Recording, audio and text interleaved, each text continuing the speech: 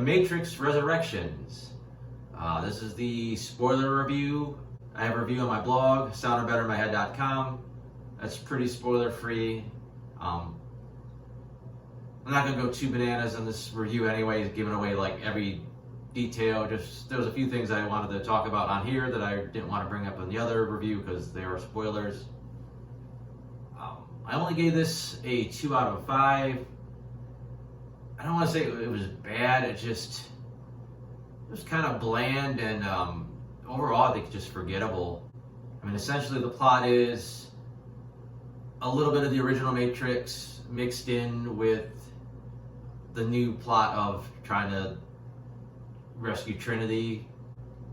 The film blatantly self-references itself. There's just a ton of callbacks to the original Matrix trilogy. There's literally footage shown from the other films, whether it's the character having a flashback or like being actually shown on like a screen. There's a lot of commentary early on that gets really meta.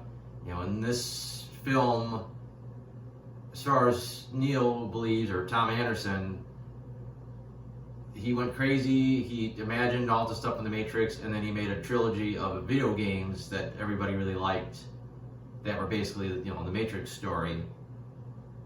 And then, you know, obviously he's basically goes back and forth. Is he imagining what's happening, or is he, you know, really got people coming out of the Matrix to try to find him? And they do an okay job of trying to balance between what's real and what's not to a point. And some of the meta stuff's kind of interesting about kind of like almost breaking the fourth wall of the audience about, you know, what's going on in the movie. But once it gets past that certain point, it's like, no, it's just the Matrix again. You know, forget all that nonsense early on about what's real and what's not. It's the Matrix. There's robots and people fighting, and it's back to, you know, what you're used to. As far as the sequel goes, you know, basically the end of the last Matrix movie ended with Neo and Trinity were dead, and the war between the humans and the robots was over. But it looked like everyone was going to play nice, and they took some cool concepts to where the humans and the robots, or the machines, did actually start working together, and there is still some synergy between them. But then another faction came out and started the whole Matrix all over again, and you're right back to where you left off. Now you got humans hiding from robots, and robots putting people in the Matrix, and the only difference now is, you know, some of the robots help the people. It's a little bit like the new Star Wars films, where The Force Awakens kind of ends up putting everything more or less back to how they were at the start of the original trilogy, where the good guys are like a band of scrappy rebels, and the big evil Empire or First Order is like, you know, just unstoppable, and they're trying to hide from them, and there's like 2 Jedis left. And I kind of got that vibe from it, but even worse in the execution. And then I thought the end was just cheesy overall. The whole, I don't know, just Trinity is leveled up. I understand because they were both brought back to life, and this whole craziness happened behind the scenes. It makes sense that she'd be more powerful, but she's actually kind of portrayed as more powerful than Neo. She's flying, and he can't fly anymore, at least at the end. Then he just starts flying again. But I thought the action was very forgettable. You know, you could look at a ton of scenes in the original Matrix. You could look at scenes in the sequels, even though they weren't that great of films.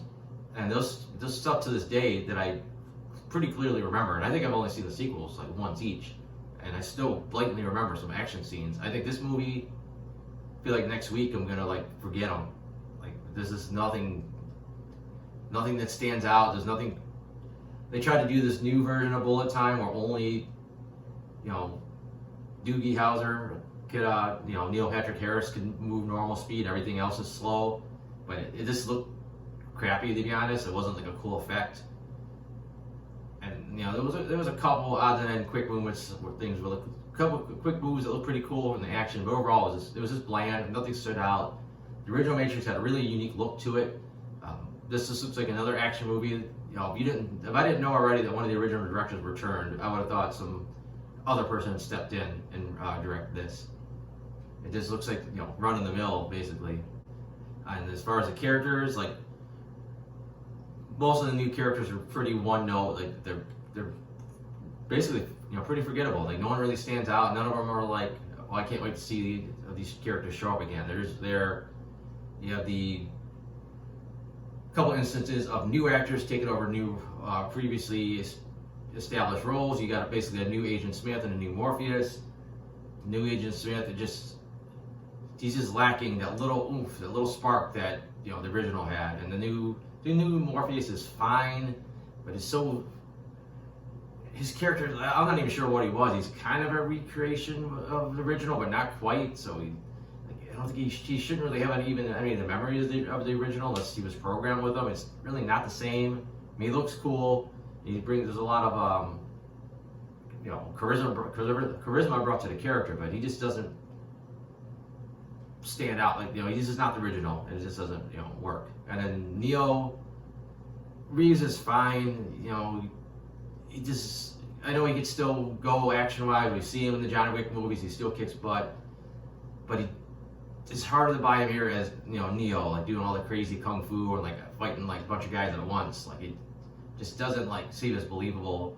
And now he's kind of got this new like shield blocking power that kind of helps level the playing field, and we really don't get that much of Carrie-Anne Moss. She just kind of she pops in and out, and it's only really at the very end that she gets going back to being Trinity. And again, she gets like one decent action sequence, and then not a ton else from her, to be honest. The bots were mixed. Like it was like quantity over quality. Instead of having like a bunch of badass agents, you just got a bunch of mediocre like people running and attacking. It was almost like a half-assed zombie kind of thing.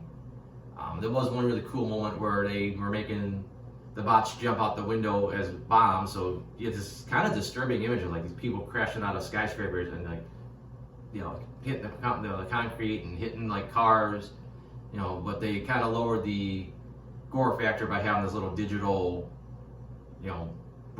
digital gore, like little Matrix programming instead of like human blood and guts.